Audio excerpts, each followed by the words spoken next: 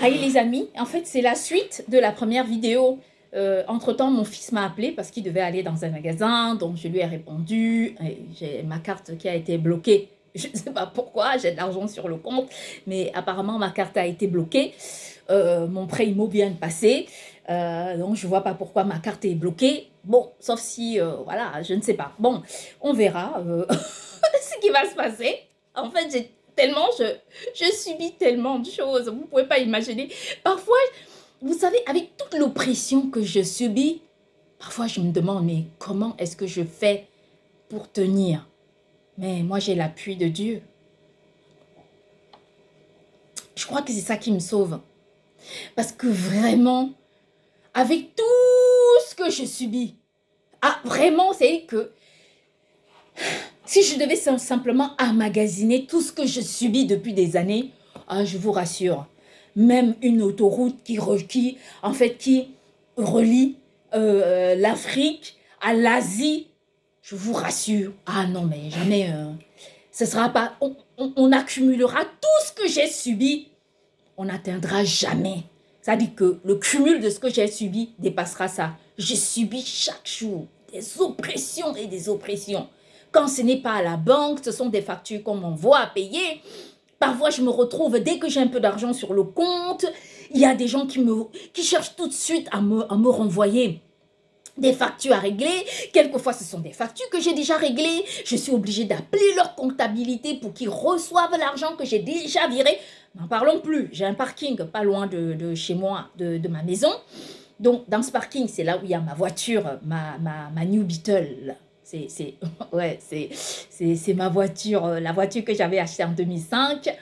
Et c'est une voiture incroyable. En fait, non, je l'avais achetée beaucoup plus tard, mais c'est une voiture de 2005.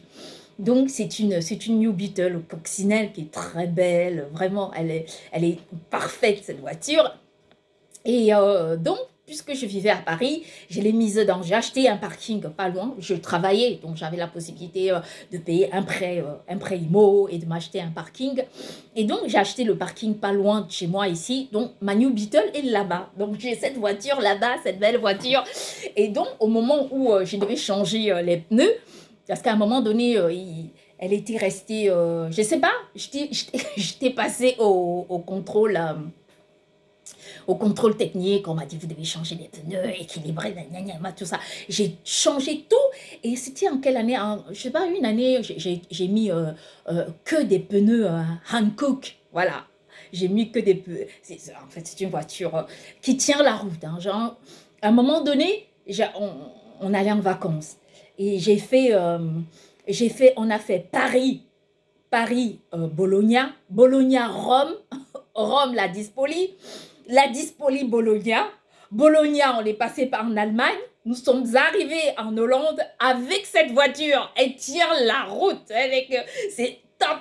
En fait, bref. Donc, pour vous dire qu'elle est là-bas, vous voyez, moi, dans ma vie, il y a la joie, dans ma vie, il y a du bonheur.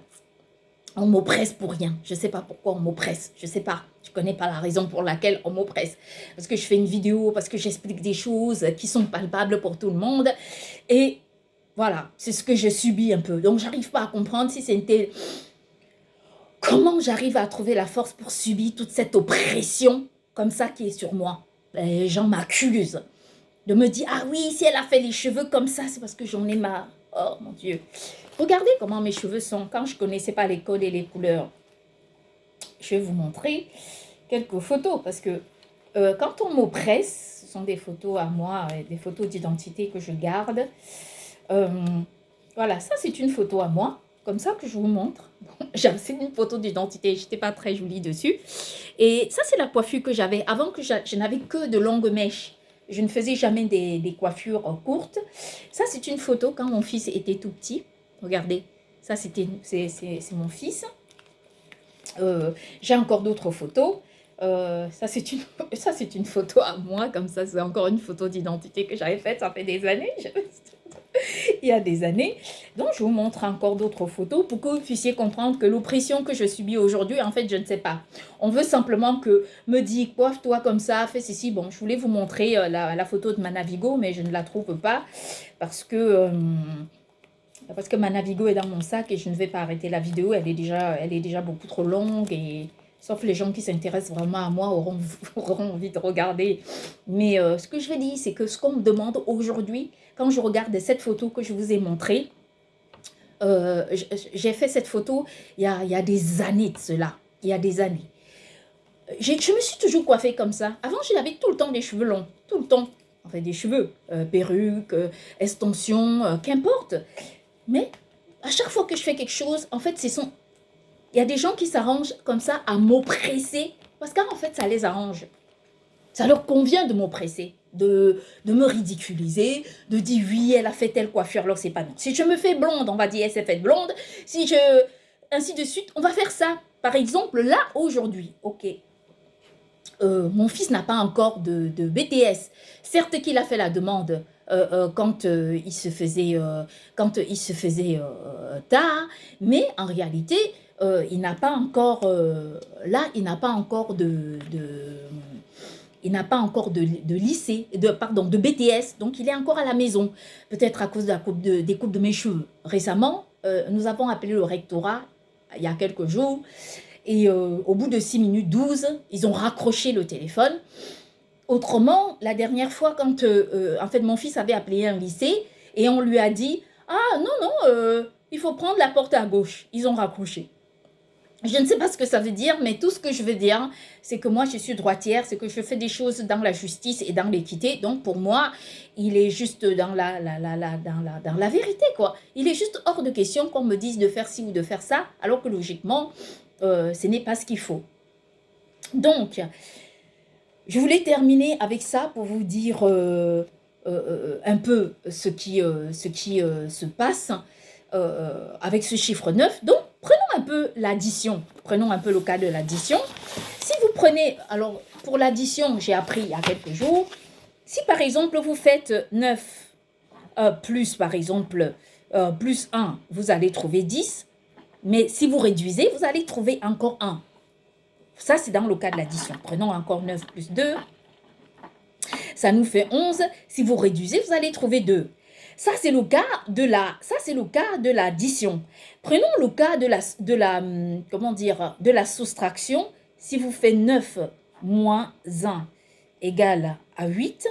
Si vous faites 9, alors qu'est-ce qu'on m'a... Oui, alors si vous... Oui, d'accord, ça c'est une règle qui est connue. Mais si vous rajoutez le chiffre de la soustraction au résultat, en fait, vous allez encore obtenir 9. Voilà, la plupart des cas, c'est ça. Donc, pour l'addition, j'ai découvert hier, et ça aussi, c'est encore quelque chose de très, très important. C'est-à-dire de dire, si on multiplie le chiffre 9 par n'importe quel chiffre, on obtiendra, en réduisant, on obtient le chiffre 9. Et si on additionne le chiffre 9 par n'importe quel chiffre, en réduisant, on obtient le chiffre par lequel on additionne, on a additionné ce chiffre 9. Voilà. C'est un peu ce que je dois vous dire. Donc, les amis, je dois profiter de cette vidéo pour parler des idéaux. De la destruction des idéaux, quand les gens qui tuent les idéaux. De nos jours, tuer des idéaux est devenu juste une mode. Les gens passent leur temps à tuer des idéaux, à détruire les idéaux, à décimer les idéaux pour les dominer, parce que ça les arrange. Mais quand on y réfléchit, j'étais en train de penser à ce que je disais ici, ou encore on les réduit au silence dans une maison, on les replie sur eux-mêmes. Quand on y réfléchit, on dit simplement que les gens qui tuent les idéaux, en fait, ça leur apporte quoi? Rien. Prenons le cas du révérend Martin Luther King. Le révérend Martin Luther King a été tué. Pourquoi? À cause de la haine gratuite. Est-ce que, quand on prend le cas, par exemple, du président Kadhafi, qui a été tué parce qu'il avait en tête un rêve, mais c'était aussi pour le peuple africain. Il est mort. Prenons un peu le cas de Thomas Sankara. Le cas de Thomas Sankara, il a été tué parce que lui, il avait en tête de changer l'opinion sur la vision que les gens avaient de l'Afrique. Ils l'ont tué. On peut encore citer de nombreux idéaux. Rappelons que ces idéaux-là, la plupart du temps, ce sont des Noirs, parce que ce sont eux qui réclament des droits civiques. Quand on regarde un peu ce qui se passe aujourd'hui, ne citons pas d'autres personnes comme Rosa Parks, je sais pas, je ne vais pas dire Lumumba, d'autres vont me dire oui, Lumumba, ainsi de suite, et de nombreux autres idéaux. Je vais poser juste une question. Où sont les personnes qui tuent les idéaux? Elles sont où? Si on vous demande, montrez-moi du doigt les gens qui tuent les idéaux, est-ce qu'on sait où elles se trouvent? Non. Elles vivent comment? En héros? Ou encore, comment elles vivent ces personnes? Je vais poser la question de savoir, les gens qui tuent des idéaux, qu'est-ce que ça leur apporte? Ça ne leur apporte rien du tout, juste la haine gratuite. Et c'est exactement ça. Si on doit chercher à savoir où se trouvent ces personnes aujourd'hui, elles vivent dissimulées, cachées. Elles parlent peu parce qu'elles ne veulent pas qu'on entende de quoi que ce soit qui concerne leur vie. Parce que les idéaux, eux, qu'est-ce qui se passe? C'est que on leur dit, vous n'allez pas porter des messages parce que ça ne nous intéresse pas. D'accord? Eux, ils les tuent. Mais où sont ces gens? Prenons le cas d'un idéal qu'on connaît, qui était le président Thomas Sankara. Ce monsieur avait pris la décision de défendre un droit qu'aujourd'hui même est en train d'être défendu sur le sol africain. Le fait de l'avoir tué, qui sont les gens qui ont tué Thomas Sankara? Où sont-elles? Où sont-elles? Montrez-les-moi. Y a-t-il un dessin animé? Genre, les dessins animés, on voit les enfants jouer, s'amuser, ou on voit ces gens qui tuent les idéaux se montrer comme ça et se pavaner. On ne voit pas. Pourquoi? Parce qu'un idéal, c'est un idéal. Ce ne sont pas des personnes qui se dissimulent derrière d'autres pour tuer des idéaux. Non. Ce sont des personnes qui portent des messages de paix universels. Ce ne sont pas des gens qui sont là pour déranger les gens. Pourquoi les idéaux dérangent? Je vais vous répondre. Ils dérangent les personnes qui n'aiment pas construire la paix dans le monde. Tous les idéaux ont en commun, vraiment, ils ont en commun accord d'avoir ce problème qui est collectif et général de défendre des droits universels. Ça, c'est leur rapport. Le rapport que les idéaux ont. Ils n'ont pas... Aucun idéal ne défend son propre projet. Si un jour, moi, en ayant porté les projets du monde entier, en ayant souffert de la douleur que traverse ce monde, en ayant eu les mots, à la fois les comprendre et à la fois être dans l'inquiétude la plus absolue de ce que ce monde ressent, je vais vous dire, les gens qui tuent des idéaux, ce sont des personnes vraiment lâches. Parce qu'elles tuent des idéaux et elles se dissimulent dans les trous à rats pour vivre. Vous savez pourquoi? Parce qu'un idéal, autant il se montre à la lumière du jour. Parce que lui, il n'a rien à cacher. Ou encore elle n'a rien à dissimuler. Parce que les idéaux sont des gens qui ont des messages forts, humanitaires à porter. Ce sont des humanistes profonds. Ce sont des gens qui aiment le monde. Au-delà de la parole, personne ne peut savoir ce qui se passe dans la vie d'un idéal. Pourquoi est-ce qu'un idéal continue de parler? Pourquoi il porte un message? Pourquoi un idéal ne se tait pas? Mais tout simplement parce que c'est plus fort que lui. Parce que ça le dépasse. Parce que ça le ronge. Parce qu'il ne peut pas se taire. Tant qu'il se dit, j'ai une possibilité de porter ne serait-ce qu'un message qui touchera ne serait-ce qu'une personne, alors je porterai ce message jusqu'à ce qu'une seule personne puisse m'écouter. C'est ça la force d'un idéal. Non pas pour gagner de l'argent. Non pas pour avoir des fortunes et des belles voitures, voyager je sais pas comment dire. Vous savez que je n'ai aucun problème avec la richesse. Vous le savez, vous. Moi, j'aimerais tellement être riche. J'aimerais même devenir la plus riche, une des femmes les plus riches de ce monde. J'aimerais tant. Pour une raison, je vais vous dire la raison. Parce que je connais la valeur, moi, de la richesse. Mais pas n'importe quel genre de richesse, mais une richesse qui m'appartient à moi. Une richesse que je peux défendre comme étant vraiment la mienne. Non pas une richesse que moi, je vais avoir, mais qui est contrôlée par d'autres personnes. Vous voyez, c'est ça la force d'un idéal. Ça fait des années que je ne gagne pas d'argent. Qu'on dissimule tout ce que j'ai. Tous mes projets, on les dissimule. Est-ce que vous m'avez vu me taire? Mais non, parce que je porte un message qui est plus fort que moi. Je ne peux pas le garder. Je ne peux pas le dissimuler au fond de moi. C'est impossible. Je vais vous dire la raison. Quand le révérend Martin Luther King avait dit « I have a dream », vous savez pourquoi il avait dit ça? Mais parce que cette parole, elle était beaucoup plus forte que l'expression. L'expression ne veut rien dire. C'était une vision. Et pour que cette vision puisse vivre, il fallait parler. Il fallait dire avec une force, avec une puissance, pour que les gens puissent l'écouter et l'entendre.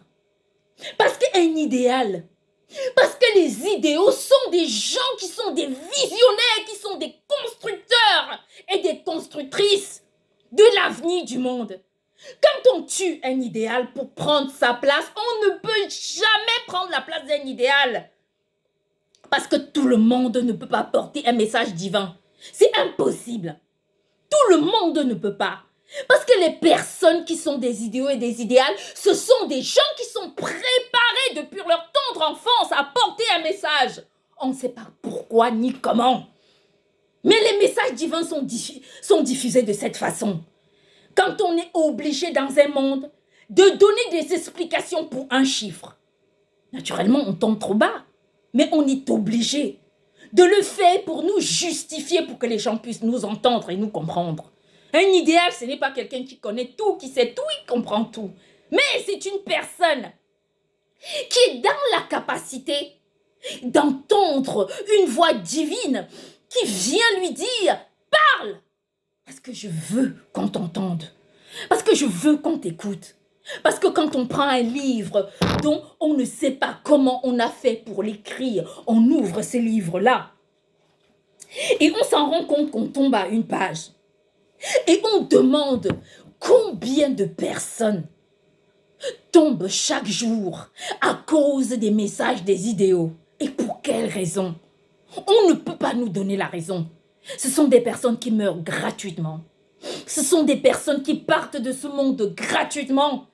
Ce ne sont pas des gens méchants, mais ce sont des personnes qui, à travers le monde entier, sont tuées pour rien. Non pas parce que ces personnes ont commis des péchés, non pas parce que ces personnes sont les plus méchantes au monde, mais parce que ce sont des idéaux qui ont envie de transporter un message pour le changement du monde. Mais où sont les gens qui tuent les idéaux? Vous les voyez se pavaner? Montrez-moi, pointez-moi du doigt une personne qui tue un idéal. C'est la grande lâcheté. Parce qu'ils tuent des idéaux et ils partent se cacher dans des trous à rats. Parce que ce sont des personnes qui n'ont rien à offrir au monde. Parce que ce sont des personnes sur lesquelles il n'y a plus de lumière. Et elles passent leur temps à tuer des gens, à chercher à composer avec des troupes de la haine pour tuer des idéaux. Ça, c'est la réalité. Un idéal, ce n'est pas quelqu'un qui défend un projet pour lui. Un idéal ne peut porter un message quand il est capable de détruire son voisin. Un idéal, ce n'est pas quelqu'un qui est capable de créer une ségrégation. Un idéal, ce n'est pas une personne ou une idéale, ce n'est pas une personne qui est capable de déstabiliser des gens ou de créer des mécanismes de domination pour dominer des gens. Un idéal ou une idéale, c'est une personne qui donne sans attendre de retour, qui donne parce qu'elle a envie de donner, qui fait des choses tout simplement parce qu'elle a envie de faire. Et nous, dans la plupart de temps, on remarque que tous les idéaux ont quelque chose de vraiment, quelque chose de commun. C'est cette hargne, cette volonté de porter le message divin. Les idéaux sont toujours accompagnés par le message divin. Demandez-moi pourquoi je ne vous répondrai pas. Et l'autre jour, j'étais en train de regarder une vidéo du président Thomas Sankara. Et je voyais, les gens écrivaient, il dérangeait et on l'a tué. Alors, il y avait notre Dieu m'a dit, mais où sont les gens qui ont tué Thomas Sankara? Elles sont où? Montre-moi du doigt une de ces personnes. Qu'elle aille à la place publique, montrer du doigt et dire, ah, mais voici, c'est moi qui ai tué Thomas Sankara. J'ai fait ceci, j'ai fait cela. Est-ce qu'elles sont capables de faire ça? Non. Elles ne sont pas capables de le faire. Tu sais pourquoi? Parce que ces gens-là, ce sont des personnes qui n'ont qu'un objectif en tête. Ce sont des personnes qui détruisent la vie des gens pour rien. Parce que de toutes les façons, quand un idéal ou une idéale porte un projet, c'est un projet qui doit se concrétiser. Vous savez pourquoi? Parce que les projets se métamorphosent. Elles viennent par évolution. Elles viennent par étapes. Jusqu'à arriver, jusqu'à se métamorphoser pour aboutir à ce que Dieu veut faire. C'est ça, la force des idéaux. Est-ce que nous avons peur? Naturellement que oui, nous avons peur. Mais les messages que nous portons, ils sont beaucoup plus forts que nous. On ne peut pas ne pas les porter. Il arrive des moments où on se dit, j'en ai marre, je ne peux plus porter ces messages, je n'en peux plus. Mais on ne peut pas. Parce que regardez, depuis que je vous parle, j'ai encore des mots et encore des mots et toujours des mots et les mots reviennent, les mots et des mots et des mots et des mots. Vous voyez, ils ne partent pas, ils sont là, incrustés, sur place. Ce ne sont pas simplement des volontés.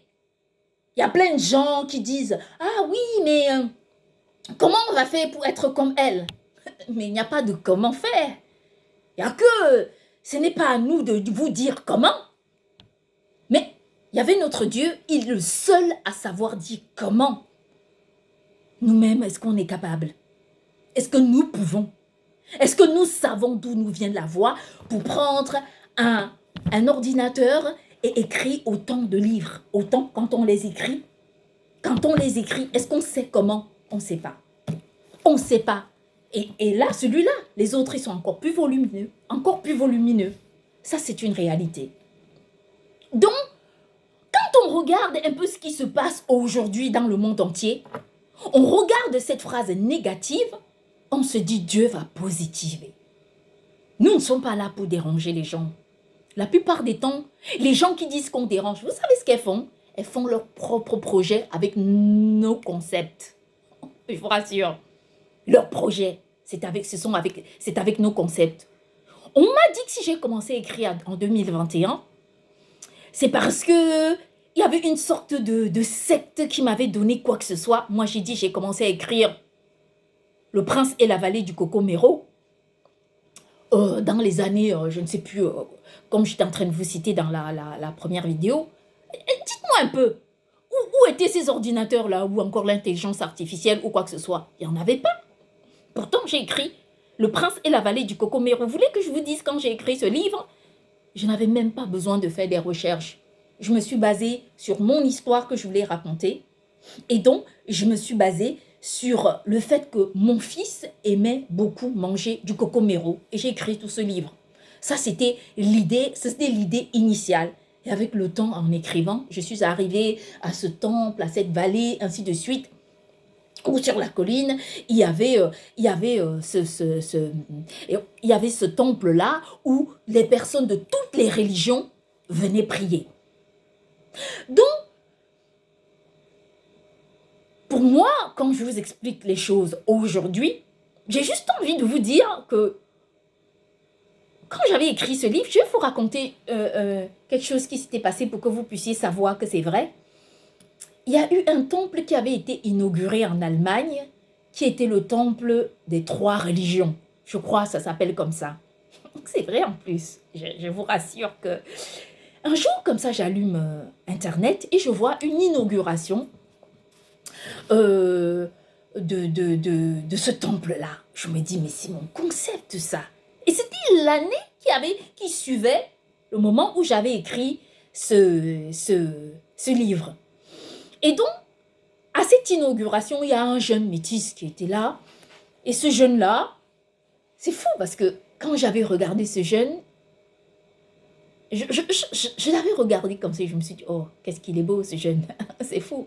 En fait, c'est lui qui avait pris la pierre, qu'il avait posée dans ce temple-là. Bah, c'était très symbolique, hein. C'était très symbolique. Je me demande pourquoi c'était ce jeune particulièrement.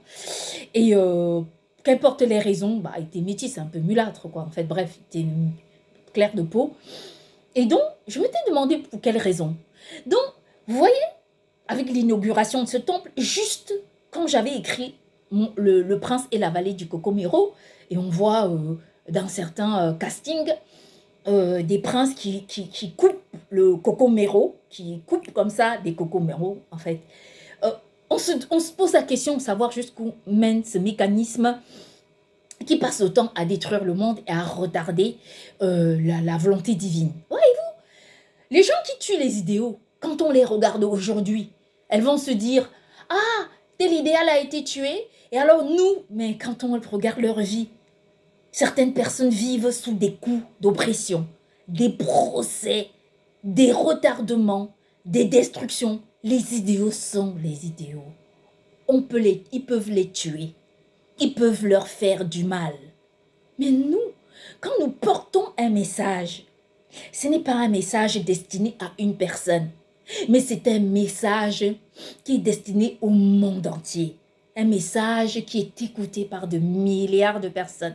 Un message qui est diffusé par la volonté humaine, par la volonté divine et la volonté humaine. Nous arrivons à mettre des gens d'accord sans connaître les raisons. Les méchantes personnes qui se liguent contre nous, qui sortent des grands slogans pour vanter les raisons pour lesquelles les idéaux sont tués. On leur dit un jour, pendant que le nom de tous les idéaux brilleront à ce grand endroit qui sera fait, ces gens se retrouveront dans des prisons,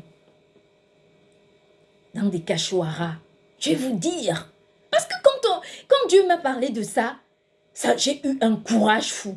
Avant, il racontait que le révérend Martin Luther King avait tout faux. Il racontait ça. Et donc, à un moment donné, moi aussi j'y croyais. J'étais découragée. Je me suis dit, mais regardez le révérend Martin Luther King, lui qui avait tout un monde devant lui, derrière lui qui le suivait. Regardez, il n'a pas réussi. Et regardez moi qui suis là, qu'est-ce que ça m'apporte? J'étais complètement démoralisée. Il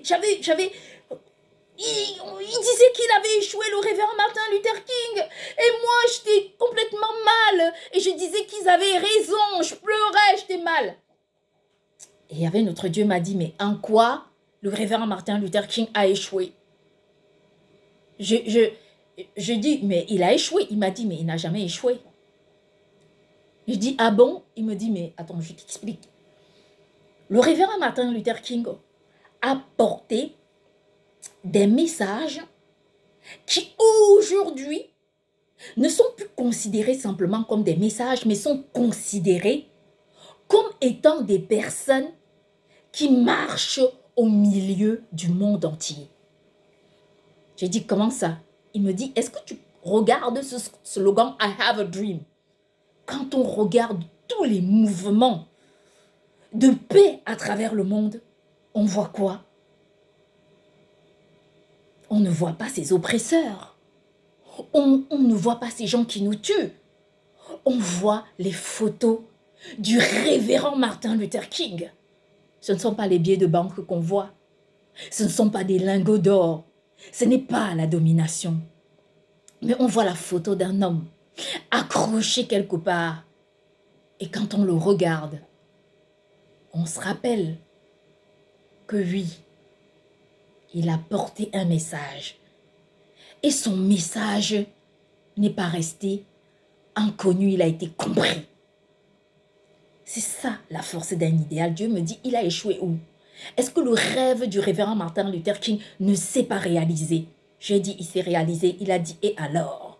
Dis-moi en quoi il a échoué. Ce sont les personnes qui te disent qu'il a échoué, qui ont échoué. Parce qu'en voulant arrêter le révérend Martin Luther King, ils n'ont pas compris que on ne retarde pas le destin des gens quand c'est Dieu qui bénit. Mais le révérend Martin Luther King est un semeur. Il a semé la bonne graine. Et aujourd'hui, elle se véhicule à travers le monde. Parce que les personnes qui sèment la mauvaise graine, on fauche. Ça, c'est la réalité.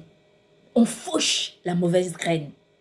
Et la bonne graine se répand dans le monde entier pour diffuser un message de paix qui touche le cœur de milliards de personnes. Ça, c'est une réalité. Et c'est une vérité. Moi, je dis souvent à Dieu que le jour où il voudra que je ne porte plus son message, j'entendrai. Mais tant qu'il voudra, je le porterai avec beaucoup de fierté. Parce que regardez, naturellement, le monde aujourd'hui, nous sommes face à l'oppression qui ne cesse de m'accuser, comme si c'est moi qui avait manipulé le système immobilier, comme si c'est moi. Ce sont des pages où on parle de la religion, comme si c'était moi qui avait manipulé le système immobilier pour détruire les familles. Quand on regarde le système immobilier, aujourd'hui, il y a des familles qui vivent à la rue, dans des caravanes. Pourquoi? Parce que des gens qui veulent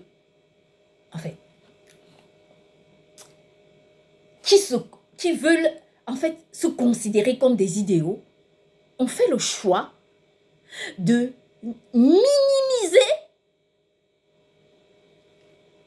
la réponse humaine pour convoiter une réponse de la dictature, de l'argent, ainsi de suite. Il y a des familles qui vivent sous des antidépresseurs parce que le système immobilier les a tellement manipulés conjointement avec le système bancaire pour les faire tomber. Un jour, quand je travaillais, je reçois une dame qui me dit, elle se met à pleurer, elle était très mal en point. Je lui dis pourquoi? Elle me dit, madame, je pleure parce que j'ai un gros problème. Je dis, mais expliquez-moi lequel, je ne comprends pas. Elle me dit, parce que je travaillais pour une agence immobilière et j'ai vu ce qu'on faisait aux personnes qui avaient leur maison. Ils mettaient en place un mécanisme pour escroquer leur maison, pour détruire leur patrimoine. Et il y avait des gens comme ça, des familles qui se retrouvaient à la rue. Ils vendaient leur maison aux enchères parce qu'ils avaient créé des mécanismes d'appauvrissement envers ces gens. Et quand ces gens faisaient ça, elles étaient très contentes. Elles se disaient, on détruit les gens. Personne ne sait. Mais Dieu savait. Il était au courant qu'ils étaient en train de faire ça. Il préparait la route, le chemin pour parvenir à sa propre réponse. Quand ils étaient en train de faire ça, pour eux, c'était une réalité. Et pourtant, je vais vous expliquer une raison. Quelque chose de très fondamental. Je vais vous dire une réalité. C'est que, de nos jours, en effet, on est face vraiment à un monde qu'on ne comprend plus.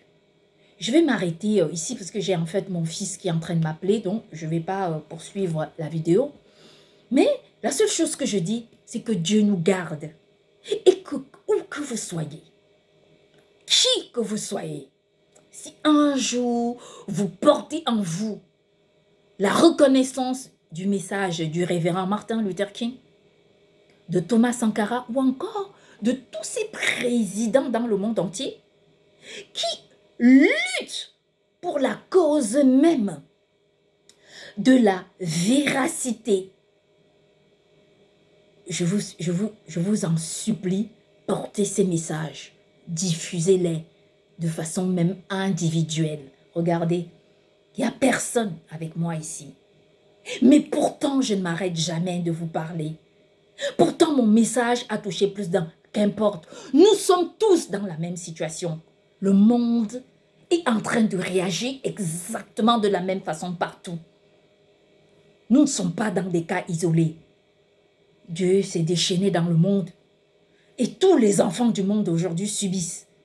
Changeons positivement. Faisons les choses de façon positive. Efforçons-nous à mettre la droiture dans le monde. Regardez quand les gens manipulaient d'autres avec les systèmes bancaires. Quand il y a eu la crise financière, personne ne savait qu'on devait en arriver là. Et pourtant, Dieu a mis la lumière. Il y a des gens aujourd'hui qui insultent le révérend Martin Luther King, alors que là où elles sont assises, aujourd'hui, avec leur couleur qu'elles ont, c'est grâce au révérend Martin Luther King.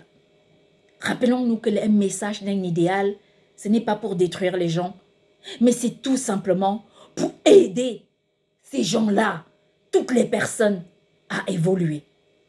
Les amis, aujourd'hui, pendant ce jour qui est assez important, soyons fiers du peu que nous pouvons apporter. Soyons heureux de diffuser les bons messages. Soyons contents de nous dire que le seul message positif que nous pouvons porter change la vision, le cours des choses dans le monde entier. Ne soyons jamais à court d'idées. Portons de grands messages. Portons de grandes idéologies. Enseignons le bon message aux gens. Ne nous fatiguons jamais. Ne nous taisons pas. Parlons, parce que c'est en parlant, c'est en aidant qu'on arrive à faire comprendre aux gens qui tuent des idéaux que nous ne sommes pas leurs ennemis. Que eux, ils se construisent sous nos messages. Qui sont assis à des tables où elles sont assises aujourd'hui, en n'étant pas des blancs aux yeux bleus, en n'étant pas des gens qui sont typés de cette façon. Parce que oui, le révérend Martin Luther King a porté ce message. I have a dream. Parce que il ne vivait pas dans des gratte-ciel, il n'avait pas des palais. Mais c'était le révérend Martin Luther King. Et moi, je ne manquerai jamais de saluer la mémoire de ces idéaux qui portent des messages, qui arrangent les gens. Aujourd'hui, quand l'Europe a été... L'Europe, prenons le cas de l'Union européenne, qui aujourd'hui est la réponse même du message du président Kadhafi. Or, le président Kadhafi a été tué. Pourtant, l'Europe est la réponse même de l'idée qu'il avait. On ne lui a pas laissé la possibilité de faire ce qu'il fallait faire. Or, son idée aujourd'hui a aidé l'Union européenne à se métamorphoser. Moi, je soutiens l'Union européenne. Je soutiens toutes les unions au monde qui peuvent aider des peuples universels à émerger de façon très positive. Ça, c'est mon idée. Est-ce que vous m'avez déjà vu critiquer un groupe qui faisait bien? Mais j'ai jamais fait ça, moi. Je suis toujours en train d'encourager les gens qui font bien. On me dit, elle fait des mauvais choix politiques. Oui, j'entends des gens me dire ça. Mais ces personnes se trompent. Je ne fais pas des mauvais choix politiques. Parfois, les décisions que je prends sont des décisions de bon sens, non pas pour une personne, mais c'est pour tout un peuple. Bonne journée.